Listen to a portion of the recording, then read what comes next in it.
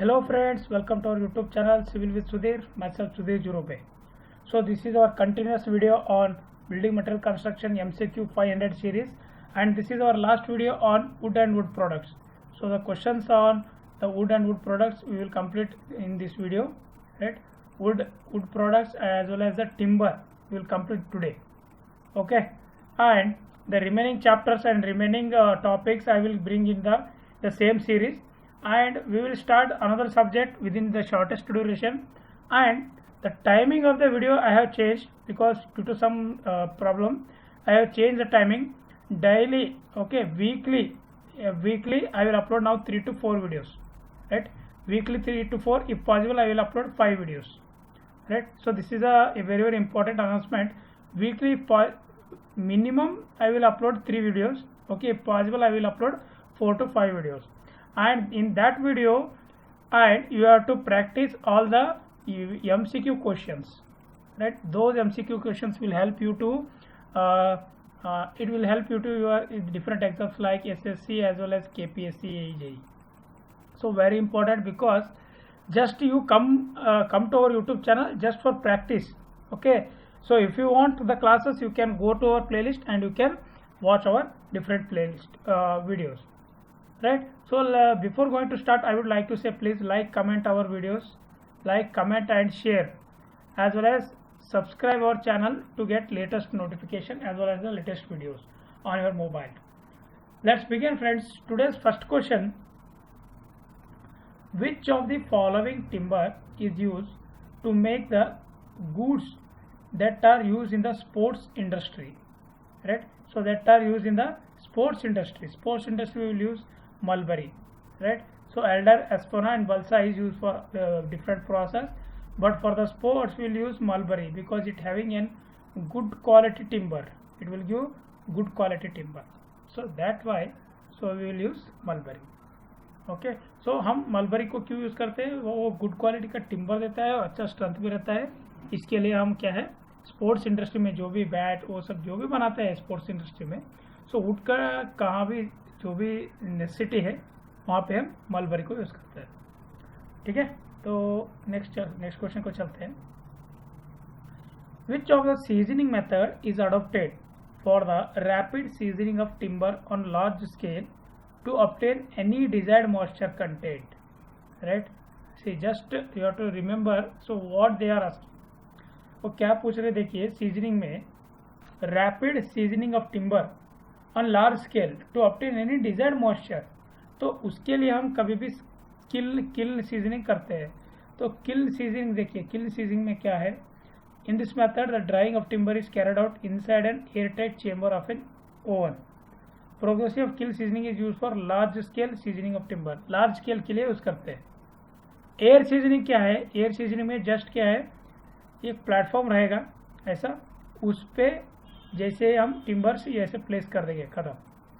ठीक है, सो timber to timber ऐसा डिफरेंस रहेगा. सो इसको ऐसा प्लेस कर देंगे, वो एयर सीजनिंग हो जाएगा. नेक्स्ट है बोल्टिंग प्रोसेस किल सीजनिंग. वाटर सीजनिंग कैसा रहता है? फॉर एग्जाम्पल, एक मिनट, ऐसा रिवर फ्लो हो रहा है, ओके. वाटर सीजनिंग में इसको, ये जो भी वुड्स है, इसको जो भी ऐसा फ्लो हो रहा है ना, उसके अपोजिट डायरेक्शन में इसे इसको प्लेस कर देते हैं या इसमें डाल देते हैं. तो जो भी इसका सैप है वो रिमूव हो जाएगा. ठीक है, ये इसके अंदर जो भी सैप है वो रिमूव होके जो नॉर्मल वाटर है वो इंट्रोड्यूस हो जाएगा. उसके बाद इसको फिर से नॉर्मली प्लेस करके इस वाटर को क्या है निकाल देते हैं. सो ये 2 प्रोसेस है, उसको वाटर सीजनिंग बोलते हैं. ओके, समझ में आया ना, right? So the answer for this question is kiln seasoning. Large scale में है तो कौन सा यूज करते हैं? Kiln seasoning. Next question, the defect in timber that causes longitudinal separation of woods between the annual rings is known as. देखिए, ये है हमारा क्रॉस सेक्शन. एक मिनट, ठीक है, ये हमारा cross section, right? So longitudinal separation of the wood, ये हमारा क्या है, पिथ है, ये मेडुलरी रेंज ऐसा रहेगा. तो ये क्या है, annual rings, right? Just for our information. So between the annual rings is known as separation of woods between the annual rings and the annual rings, तो इसको क्या बोलते हैं? रिंडगल तो नहीं बोलते हम, ट्विस्टेड फाइबर भी नहीं बोलते। नॉट्स या शेक्स कौन सा आएगा? नॉट्स या शेक्स कौन सा आएगा? राइट, सो शेक्स आया। इसके लिए आपको ऑलरेडी पता है, ठीक है, ऑलरेडी मैंने इसका जो भी नॉट्स है शेक्स है उसको मैंने ऑलरेडी एक्सप्लेन किया है। तो जो भी ऐसा रहेगा जो एनुअल रिंग्स है, राइट, यहाँ पे आएगा। अगर यहाँ पे इंसेक्ट्स इसको इस एनुअल रिंग्स को खा जाएंगे, नहीं तो उस एनुअल रिंग्स को कुछ भी डिफेक्ट्स जो है कीड़ा पकड़ लेगा वहाँ पे, तो उससे क्या है क्वालिटी खराब हो जाएगा वुड का, तो वो है शेक्स, ठीक है। सो नॉट्स अलग हो गया, नॉट्स अलग रहता है। फिर रिंडगल आपको बताया था मैंने, ये मेन ब्रांच है, ठीक है, ये रिंडगल करेगी, ये मेन ब्रांच ऑफ ट्री है। जैसे ये ब्रांच रहता है, जैसे आपने इस ब्रांच को कट किया तो ये ब्रांच पूरा कट नहीं हो जाएगा इससे, फिर भी वो बढ़ता ही रहता है, तो ऐसे ये बढ़ता रहता है, ठीक है। तो इससे क्या हो जाएगा, ये ऐसा बाहर आ जाएगा, तो उसको हम रिंडगल बोलते हैं, ठीक है। समझ में आया ना? एक मिनट आपको मैं स्केच दिखा देता हूँ। हाँ, यहाँ पे देखिए स्केच है ना आपके लिए, तो आपको ये समझ में आएगा। तो रिंडगल ये मेन ब्रांच है, एक मिनट मैं पेन लेता हूँ। हाँ, अब दिख रहा है ना? तो ये मेन ब्रांच है और ये ब्रांच है ऐसा, राइट, ये ब्रांच ट्री है। जैसे आप इसको कट करेंगे ऐसा ये अभी ग्रोथ होने का चांसेस रहेगा, उसको हम रिंडगल बोलते हैं, राइट। और देखिए उसके बाद है चेक्स, चेक्स ऐसा रहेगा चेक्स। उसके बाद नॉट है, नॉट ऐसा आएगा, ठीक है। तो ये सब क्या है, डिफेक्ट्स ऑफ द टिम्बर है, आपको समझ में आया। शेक्स देखिए, शेक्स में हार्ड शेक है ऐसा आएगा, तो कप शेक ऐसा आएगा। तो ये कुछ डिफरेंस है और डिफेक्ट्स है, समझ में आया ना? ठीक है, तो चलिए नेक्स्ट क्वेश्चन को चलते हैं।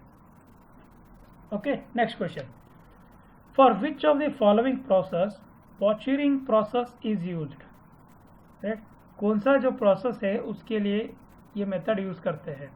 अभी मैंने आपको बताया था प्रीवियस वीडियो में, लास्ट क्वेश्चन यही था हमारा। मैन्युफैक्चरिंग ऑफ द ब्रिक तो नहीं आएगा, मैन्युफैक्चर ऑफ सीमेंट नहीं आएगा, मैन्युफैक्चर ऑफ क्ले स्टील नहीं आएगा, ग्रीन टिम्बर के लिए आएगा। सो ग्रीन टिम्बर के लिए ये प्रोसेस कैसे यूज करते हैं आपको मैंने प्रीवियस वीडियो में बताया था। अगर आपने नहीं देखा है तो प्लीज आई बटन पे है, आप जाके देख सकते हैं। तो objective of preservation of timber is to increase the life of timber, make it durable and protect the timber structure from the attack of fungi and insects. ये क्या है, प्रिजर्वेशन है। बट इस प्रोसेस का, ठीक है, इस प्रोसेस का ट्रीटमेंट ऑफ ग्रीन टिम्बर के लिए ऑलरेडी मैंने बताया आपको प्रीवियस वीडियो में, वहां पे आप जाके देख सकते हैं, ठीक है। समझ में आना है question? Next question, which of the following method is use to make the timber fire resistance. देखिए फायर रेजिस्टेंस टिम्बर को करना है तो कौन सा मेथड यूज करते हैं आप? Coating with the tar paint, pumping creosote oil into timber at high pressure, seasoning process, soaking it in ammonium sulphate, ठीक है। तो ये सब क्या है, नहीं आता है, ओनली देखिए ये यूज होता है अमोनियम सल्फेट से। जब आप कोटिंग करेंगे उसको, उसका फायर रेजिस्टेंस बढ़ जाता है टिम्बर का। Chemical like ammonium sulphate, borax, zinc chloride, boric acid imparts fire resultant property to the timber, ठीक है। तो आपको ये पॉइंट्स याद रखना है, ये जो भी इंपॉर्टेंट पॉइंट्स है इसको याद रखना होगा, ठीक है। ये कहीं पे भी आने का क्वेश्चन आपको याद रखना है। टिम्बर का फायर रेजिस्टेंस किससे हम कर सकते हैं? इसको हम बोलते हैं प्रिजर्वेशन ऑफ टिम्बर। ये जो प्रोसेस मैंने अभी बताया आपको, इसको बोलते हैं हम प्रिजर्वेशन ऑफ टिम्बर। इसको कैसे हम प्रोटेक्ट करते हैं, ठीक है। सो अमोनियम सल्फेट से भी हम कर सकते हैं, या बोरिक ऑक्साइड, जिंक क्लोराइड, इससे भी हम कर सकते हैं। समझ में आ रहा है ना? ठीक है, नेक्स्ट क्वेश्चन को चलेंगे। The strength of any timber is highest in the direction of, the strength of any timber is highest in the direction of. देखिए मैं आपको ऑलरेडी बताया था, फॉर एग्जांपल विनिर्स का मैंने आपको बताया, ऐसा एक थिकनेस है। इसको जैसे ही आप 3D में देखेंगे ये आपको ऐसा दिखेगा, ठीक है। ये छोटा सा विनिर, जो भी थिकनेस कम रहेगा, बहुत ही कम रहेगा, उसको हम विनिर्स बोलते हैं। ये ऐसा रहेगा, जैसे ही हम 3D में देखेंगे ये ऐसा रहेगा। जैसे ही इस दोनों को हम ग्लू करके एट ए प्रेशर, इसको ग्लू करके अटैच या ग्लू कर देंगे, या giving some pressure 135 to 140 newton per centimetre square जो भी हम देंगे, वो ऐसा दिखा गया हमको। जब भी हम ऊपर से देखेंगे, जो ये ग्लू दिखेगा तो ये डायरेक्शन जो भी है ये पैरेलल में कभी भी क्या है, ज़्यादा रहता है पैरेलल में, ऐसा डायरेक्शन में। अगर आप ऐसा लोड डालोगे तो वो नहीं रहेगा, उसका लोड बहुत ही कम रहता है। तो an angle of 0 degree to the grains is nothing but parallel में ज़्यादा रहता है। इसको हम बोलते हैं वेनिस, इसको हम बोलते हैं प्लाईवुड। ठीक है, समझ में है ना। Strength of any timber is highest in the direction of an angle of 0 degree to the grains. क्यों बोल के आपको मैं अभी बताया हूँ ड्राइंग डाल के। So the strength of timber is highest parallel to the grains and minimum perpendicular to the grains. Minimum कहाँ पे रहता है, परपेंडिकुलर। जैसे आप ऐसे देखेंगे, इसका पैरेलल अगर आप डालेंगे तो क्या है, ज़्यादा रहेगा, परपेंडिकुलर रहेंगे तो मिनिमम होगा। Right, next, which of the following represents the moisture content in the properly seasoned timber. Properly seasoned timber में मॉइस्चर कितना रहेगा, मॉइस्चर कंटेंट कितना रहेगा, 10 to 12% रहता है। कभी भी 10 to 12% रहता है। प्रॉपरली सीजन हुआ है तो उसमें मॉइस्चर कंटेंट 10 to 12% रहता है। ओके, सो देखिए, moisture content in properly seasoned timber is about 10 to 12%। Seasoning का मीनिंग मालूम है ना, what is seasoning? Seasoning is nothing but removing the sap और moisture from the what, timber और tree with some specific methods. ठीक है, सो seasoning का बहुत सारे मेथड है। अभी आपको मैंने बताया, किल सीजनिंग है, एयर सीजनिंग है, वाटर सीजनिंग है। ठीक है, किल सीजनिंग किसके लिए करते हैं, जस्ट हमने डिस्कस किया था। सो ये सारे जो प्रोसेस है ये सीजनिंग के मेथड्स है। जैसे भी हम अभी हमने डिस्कस किया था ना फर्स्ट क्वेश्चन में। एक मिनट, ठीक है, देखिए यहाँ पे है ना। सो ये एयर सीजनिंग, बॉइलिंग प्रोसेस, किल सीजनिंग, वाटर सीजनिंग। देखिए बॉइलिंग प्रोसेस भी है। ये चारों जो है सीजनिंग के प्रोसेस के मेथड्स है। समझ में आया ना। ठीक है, सीजनिंग का तो आपको मालूम ही है, सीजनिंग क्या करते हैं हम, सीजनिंग में मॉइस्चर रिमूव करते हैं, उसको हम सैप बोलते हैं। ओके, सो 10 to 12% रहना चाहिए, वो आपको याद रखना है, इंपॉर्टेंट पॉइंट। चलिए नेक्स्ट क्वेश्चन को चलते हैं। इन एयर ड्राइंग प्रोसेस, ठीक है, एयर ड्राइंग में प्रैक्टिकल लिमिट कितना है मॉइस्चर कंटेंट का, प्रैक्टिकल लिमिट कितना है मॉइस्चर कंटेंट का। एयर ड्राइंग बोल तो जस्ट हम ऐसे ही प्लेस कर देते हैं ना टिम्बर्स को, सो उसको उसका लिमिट कितना है। ठीक है, प्रैक्टिकल लिमिट कितना है मॉइस्चर का, 0.05, 0.15, 0.35, 0.25 कितना है, आप बोल सकते हैं क्या, कितना है, बोलिए। Come on all of you please try. देखिए 0.15% तक रहेगा, 0.15। So in dry process timber is slacked so that the plenty of air can circulate around each piece to remove moisture. So the practical limit for moisture content is 15%. ठीक है, 15% तक रहेगा। तो 15% air drying का है। ठीक है, air drying में 15% तक मॉइस्चर कंटेंट रहेगा। समझ में आ रहा है ना। Next question, which of the following represent the average life of durable timber. Average life कितना है, ठीक है, एवरेज लाइफ किसका है, कितना है, less than 3 years, 3 to 6 years, 6 to 10। देखिए कभी भी हम टिम्बर जो डिजाइन करते हैं मिनिमम 10 years के ऊपर करते हैं हम, मिनिमम 10 years के ऊपर। ठीक है, इतना कम नहीं कर सकते हम, या 3 years या 6 years, मिनिमम 10 years के ऊपर। 20 years बोलते हैं फिर भी वो उतना, because due to the some thermal environmental condition वो 20 years तक नहीं आएगा, ओनली 10 to 12 years तक आएगा। तो मोर देन 20 years हम टिक कर सकते हैं यहाँ पे। ठीक है, तो देखिए, सो ड्यूरेबिलिटी कैसे हम एक्सप्रेस कर सकते हैं, वो क्लास ऑफ टिम्बर क्या है उसके ऊपर हम डिसाइड कर सकते हैं। तो देखिए क्लास 1 का हाईएस्ट ड्यूरेबिलिटी रहेगा, सो 25 years का रहेगा, और ये कॉस्टली भी रहेगा, ये भी आपको याद रखना होगा, this is so costly. Class 2 high durability रहेगा, 15 to 25 years रहेगा। Moderate 5 to 15 years। ठीक है, क्लास 4 लो लेस देन 5 years रहेगा।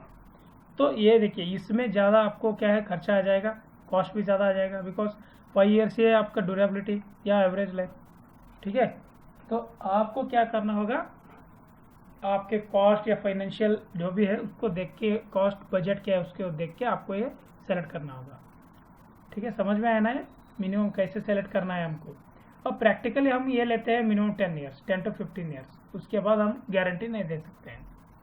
अगर अच्छा क्वालिटी का है तो 25 ईयर्स।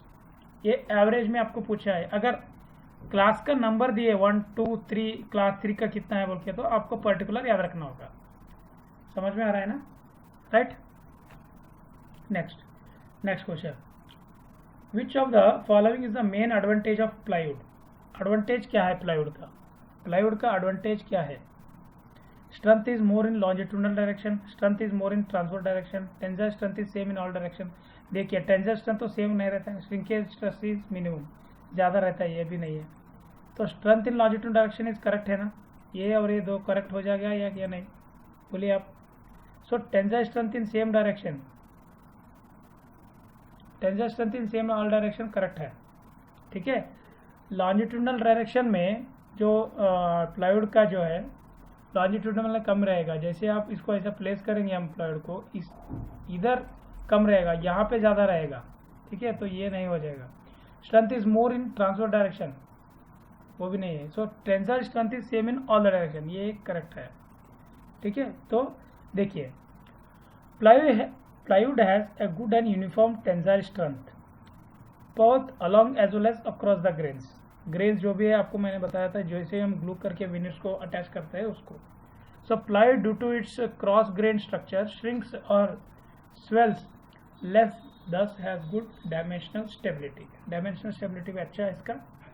और plywood has better splitting resistance. Splitting बोलते हैं जैसे हम ग्लू कर सकते हैं ना, ऐसा आपको थिकनेस दिखेगा। जैसे आप प्लाईवुड देखेंगे, इसको हम स्प्लिट कर सकते हैं, ऐसा इसको काट के निकाल सकते हैं, तो वो भी इजी है इसको स्प्लिट करने का, right. Due to the grains adjacent veneers in the cross section direction such as nailing can be done as safely even near the edges. देखिए यहाँ पे वही है, नीलिंग जो है तो हम कीला भी मार सकते हैं यहाँ पे, वही बोल रहे हैं। जैसे आप प्रैक्टिकल देखिए वैसे ही समझ लीजिए, बस खत्म।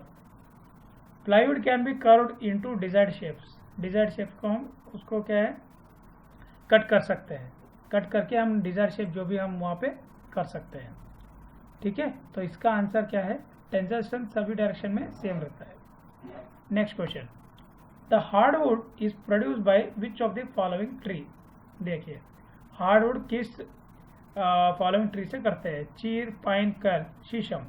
देखिए शीशम से हम कभी भी क्या है हार्डवुड आएगा शीशम से। So hardwood is darker in colour, dark in colour रहेगा, heavier in weight. Example of hardwood is sheesham, teak, sal and other deciduous tree. Conifers tree और softwoods, deciduous tree always hardwood, ठीक है। ट्रीज को जैसे हम डिवाइड करेंगे, ऐसा मैंने स्प्लिट किया तो, ठीक है, यहाँ पे क्या है कन्फाइन ट्रीज आएगा, कन्फाइनर्स, ये डेसिडियस आएगा, ठीक है, डेसिडियस ट्रीज। कन्फाइनर्स जो भी है सॉफ्ट रहेगा, सॉफ्ट। डेसिडियस जो भी है हार्ड रहेगा, ठीक है। सो ये हो गया कन्फाइनर्स, ये हो गया डेसिडियस। कन्फाइनर्स कभी भी सॉफ्ट रहता है, सॉफ्ट सॉइल सॉफ्ट वुड मिलता है, और डेसिडियस हमको मिलता है क्या है हार्डवुड। समझ में आया ना। अब ये देखिए हार्डवुड हमको मिलेगा sheesham, teak, sal and other deciduous tree. Softwood is lighter in colour and weight and their annual rings are distinct. Example of chir, फिर केल, पाइन, ये सब क्या है इसके एग्जाम्पल्स है दोनों के। ओके, समझ में आ रहा है ना। इजी है, आपको जस्ट आपको क्वेश्चंस को देखना है, बाद में आपको जस्ट उसको टिक करना है। फास्ट तो नहीं हो रहा है ना, स्लो ही बोल रहा हूँ मैं। Which of the following treatment is use to make timber fire resistance. I think ये क्वेश्चन हुआ ऑलरेडी, ये थोड़ा रिपीट हो गया question. Abel's process, Abel's process already मैंने आपको डिस्कस किया है, ठीक है। फिर उसको डिस्कस करने का कुछ मतलब नहीं है, आपको अगर देखना है तो इसका प्रोसेस आपको लास्ट वीडियो में है ऑलरेडी, आप जाके देख सकते हैं, ठीक है। चलेंगे next question. Next question, in which of the following case Bethel process is use. Bethel process कहाँ पे यूज करते हैं? बैथल प्रोसेस हम करते हैं ट्रीटमेंट ऑफ टिम्बर के लिए, ठीक है। अभी आपको जस्ट मैंने और एक बार बता देता हूँ, ठीक है। सो बैथल प्रोसेस मैंने आपको ऑलरेडी बताया है, ठीक है। वही क्वेश्चन रिपीट हुआ है, बट देखिए ये 13 में हुआ था, फिर से 17 में रिपीट हुआ है एसएससी जेई में। तो आपको अच्छे से पढ़ना है दोस्त, अच्छे से पढ़ना है, नहीं पढ़ेंगे तो आपको समझ में नहीं आएगा। Next question, sawdust can be rendered chemically inert by boiling it in water containing. sawdust जो है render chemically inert by boiling it in water, ferrous sulphate. sawdust जो है रेंडर करके हम केमिकली इनर्ट बॉइलिंग करते हैं, सो फेरोक सल्फेट के साथ। तो इसका मीनिंग क्या है देखिए, यहाँ पे आपको मैं बोल देता हूँ। सो sawdust और would dust is an by product और वेस्ट प्रोडक्ट ऑफ वुड। जैसे हम काट के जो भी है, जो वेस्ट आएगा उसको हम बोलते हैं sawdust। Such as sawing, milling, planing, routing, drilling, sanding, ये जो भी आपको यूज करने के बाद जो मटेरियल आएगा, वेस्ट मटेरियल, ठीक है, उसको हम बोलते हैं sawdust।